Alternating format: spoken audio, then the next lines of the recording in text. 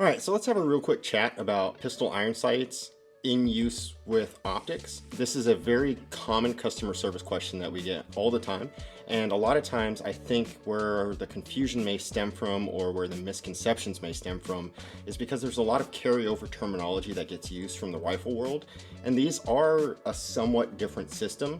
So a great example of that is we get emails that ask about what iron sights will give me a lower 1/3 co-witness. And for pistol optic use, a lower 1/3 co-witness is actually pretty excessive. We actually recommend much lower than that. But just to kind of give you guys a visual and some examples of that, let's dive up close on the bench, take a look at what that looks like, and then have a chat about it. So here's one of the reasons why I feel this topic is so important. If we take a look at, for example, this, which is a Glock 19 that has a 507 comp and a set of Ameriglo sights on it.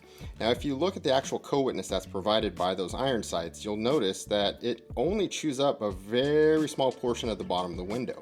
Now, this is a big window optic, and so even if these iron sights were slightly taller, it's still not eating up a lot of your view through the window. But when we don't have such a large, generous window, we got to get a lot more careful about what size iron sights we put on there. And I think the same mentality should apply across the board.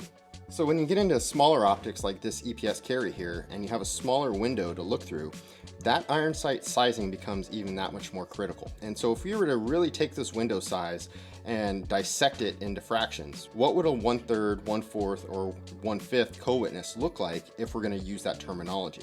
What I did was I took another EPS carry, this guy, and I actually measured different pieces of masking tape. So this is very much a rough measurement, but nonetheless it illustrates the point. I used it to illustrate what each one of those would look like through the optic window. So if you look here, I have a piece of tape that would effectively be blocking 1/3 or occupy the lower 1/3 of the optics window. And you can notice it doesn't leave very much of the optics window open for you to see through. Okay, now if I take that piece of tape off, you'll see below it, I have what would be a lower quarter co-witness. That leaves a little bit more of the window open, so it's still chewing up a pretty decent amount. And then if I take that guy off, you'll see what a lower 1/5 looks like. Now we're starting to get closer to what I would consider ideal.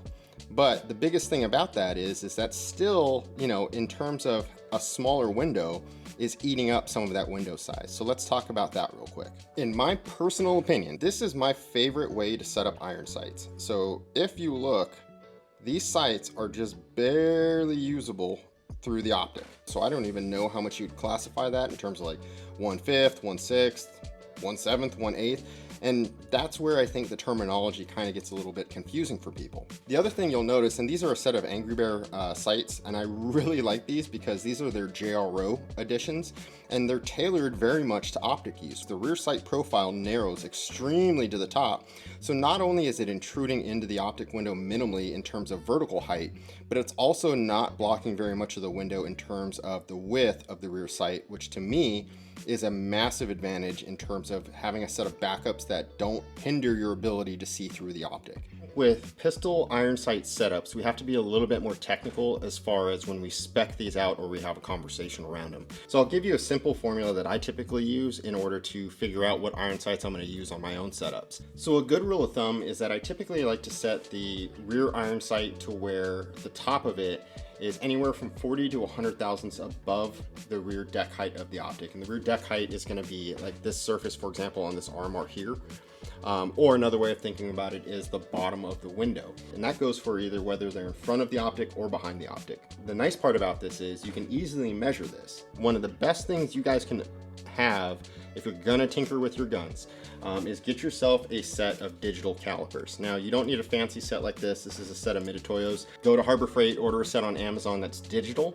It's kind of an invaluable tool, and for less than 20 bucks, I don't see any reason not to have a set. That kind of leads me into my next point, which is any good iron sight manufacturer is going to give you those measurements or be able to provide you with their sight dimensions, so that way you guys know whether or not they're going to work with your setup. Some manufacturers won't, and what I'll simply tell you with that is I would probably look elsewhere if the manufacturer will not provide the sight dimensions so you can set them up correctly. Most manufacturers do. Last point I kind of want to make is that in terms of iron sights, you don't need anything fancy.